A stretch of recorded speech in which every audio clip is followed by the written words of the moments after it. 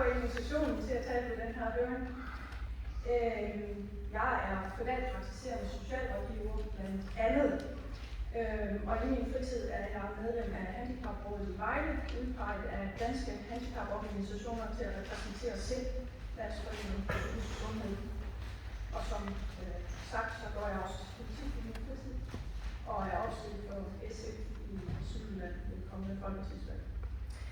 Jeg har valgt at kalde min tale ved dagens høring for ulighed i retssikkerhed, når kommunens og Ankestyrelsens praksis opleves som systemisk mobning af udsatte borgergrupper. Talen er baseret på en artikel publiceret i seneste nummer af Tidsskrift for Socialpædagogik, som jeg har skrevet sammen med en sociolog ved navn Carsten Bruborg.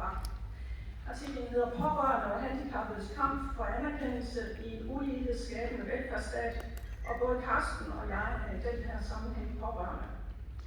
I artiklen problematiserer vi, at udsatte borgere kun oplever en tilfredsstillende grad af retssikkerhed, hvis deres pårørende kan navigere i systemet, eller hvis de hyrer en privat socialrådgiver eller en advokat til at hjælpe sig. Som ved andre lejligheder vil jeg i dag tale om de mangelfulde indsatser, som handler om de børn, unge og voksne, som har særligt behov for fællesskabets støtte. Jeg taler om mange forskellige mennesker med forskellige grader af fysisk eller psykisk udviklingshæmning, fysiske handicaps, psykisk sårbarhed og psykisk sygdom, udviklingsforstyrrelser, indlæringsvanskeligheder med.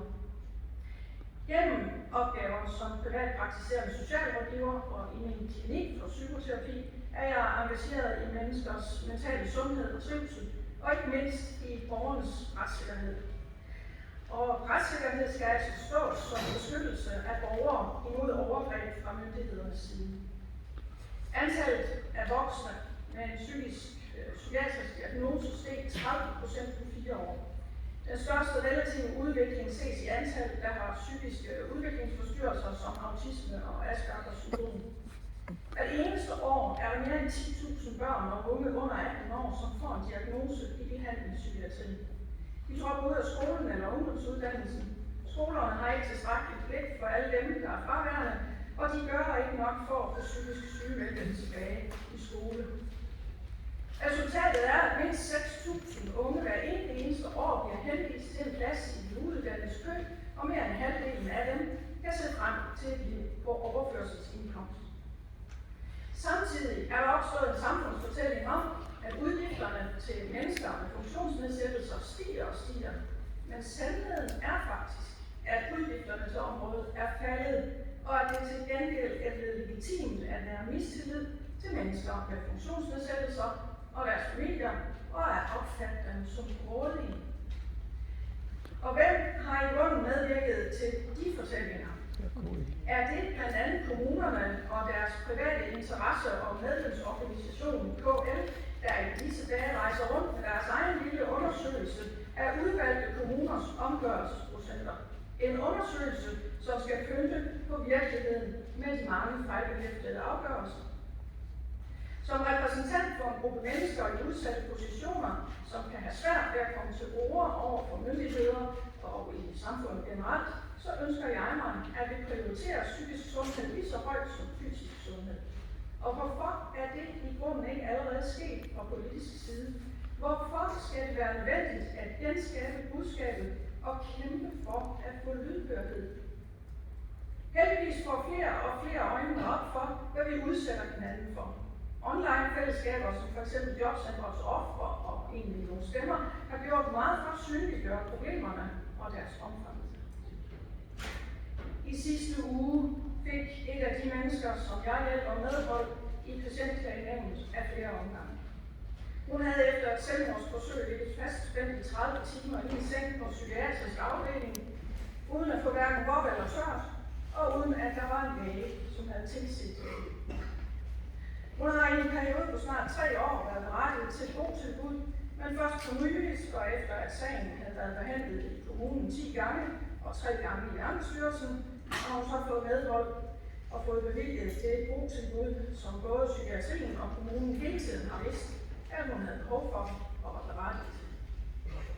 Forrige år var der en familie i Horsens, som lagde sag an imod kommunen, fordi deres børn ikke fik det specialiserede skoletilbud, som de har behov for. Men hvorfor er det nødvendigt at klage over åbenlyst forkert behandling og lægge sag an imod en kommune?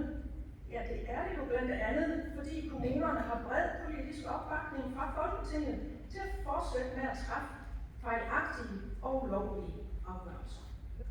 Jeg ser det som en absolut nødvendighed, at sagsbehandlingen optimeres, og at borgere ikke skal klage sig til det, de har ret til, ikke mindst med de økonomiske regner på. Det kan aldrig betale sig ikke at give en borger den rette støtte fra starten. De mange vedvarende fejl vidner om systemets uvilje. Og systemets uvilje skal måske findes i netop en manglende grundlæggende anerkendelse af retssikkerheden for bestemte grupper af borgere. Der er ikke længere sammenhæng mellem de rettigheder, som Folketinget har givet borgerne i loven, og den måde, de administreres på i virkeligheden. Der er ingen konsekvenser af Ankestyrelsens gentagne hjemvisninger til fornyet sagsbehandling i kommunerne. Der er ingen konsekvenser af, at Ankestyrelsen ved hver hjemvisning af sager påpeger de samme fejl og mangler i sagsbehandlingen, og at kommunerne ikke retter op på de her fejl. Institutionel korruption kalder advokaterne Hans Sibe og Jeanette Bjørk det, der foregår i Ankestyrelsen. Og det medfører altså, at borgerne får mistillid til Ankestyrelsen, og som en sidebemærkning, så burde rigsrevisorerne nok have haft Ankestyrelsen med i deres undersøgelse af handicapområdet sidste år. Den undersøgelse, som Margit også fortalte om. Den undersøgelse, som bekræftede det, vi aktivister og pårørende har sagt i årevis, nemlig at der efterhånden ingen retssikkerhed er tilbage på området. Det virker indlysende, at der er brug for at få genskabt en væsentlig tillid til, at retssikkerheden tages meget alvorligt, selvom der bliver tale om en stor opgave med den skade, den har gjort, siden kommunerne fik ansvaret med kommunalreformen i 2007. For det enkelte menneske, der er det forbundet med oplevelser af fællesskabets ringeagtelse, hvorved man mister tillid både til sig selv og til omverdenen. Man reagerer med social skam, når man udelukkes fra at få bestemte rettigheder. Det gælder også for de pårørende, der må bruge deres kræfter på at kæmpe imod det system, der skulle hjælpe dem, og i stedet for risikerer de både jobs, parforhold og selv at blive syge i kampen. Et par unge kvinder med udviklingshæmning, der er afhængige af kommunens hjælp, beskrev det sidste år i en artikel sådan her. Kampen for at få hjælp minder meget om den mobning, man oplever i skolen. Her er det jo bare endnu værre, for det er systemets mobning af de svagest stillede, de der skulle have modtaget den rettighed. En kvinde, jeg hjælper, forklarede mig, hvordan de overgreb, hun var udsat for i barndommen, blev reaktiveret, når retsstaten ikke greb ind over for kommunens ulovlige sagsbehandling. Som barn følte hun, at hun intet var værd, for der var ingen, der greb ind, når hun blev misbrugt. Når hun midt i stuen, hvor alle kunne se det, blev krænket. Nu som voksen er der heller ingen, der griber ind, når kommunen begår lovbrud imod hende. Når kommunen krænker hende. Igen føler hun, at hun intet er værd som menneske, og derfor kan hun lige så godt forsøge at begå selvmord.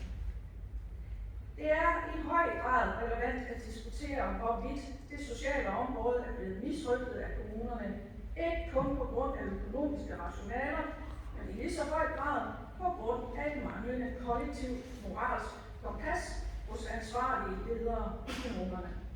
Moral drejer sig om at sætte grænser for det mulige og lade være med at gøre ting, blot fordi man kan.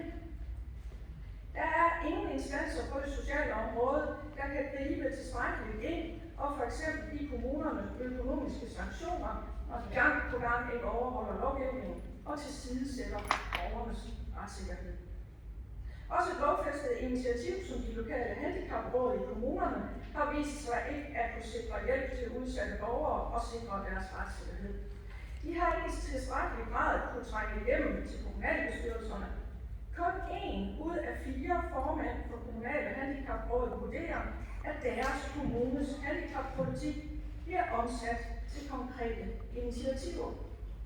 Kun 1 ud af 3 vurderer, at deres kommunes handicappolitik rent faktisk er med til at forbedre forholdene for kommunens udsatte borgere. Et moralsk kompas have til formål at sikre, at økonomi ikke per automatik sættes før hensynet til borgernes retssikkerhed. Det moralske kompas kan sikre, at værdier, retssikkerhed, ligeværdighed, forståelse og empati kommer langt højere op i en værdibaseret ledelse og styring af det sociale område. Det trænger vi i høj grad til.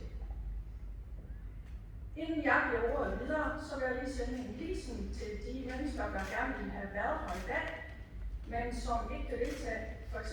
fordi de eller deres pårørende ikke er bevilget støtte, eller ikke er bevilget støtte nok. Det er dejligt, at I er med os i tankerne.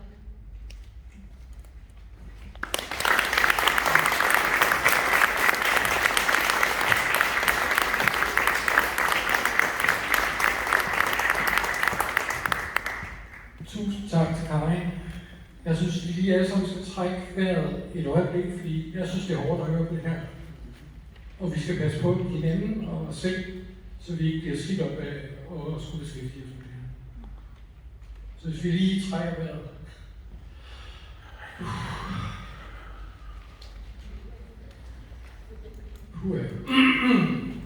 Lad os gå videre til den næste. Jeg er glad for at kunne sige velkommen til Bitten Vivi Jensen, som er kendt som whistleblower og borgerretsforkæmper og partsrepræsentant for borgere.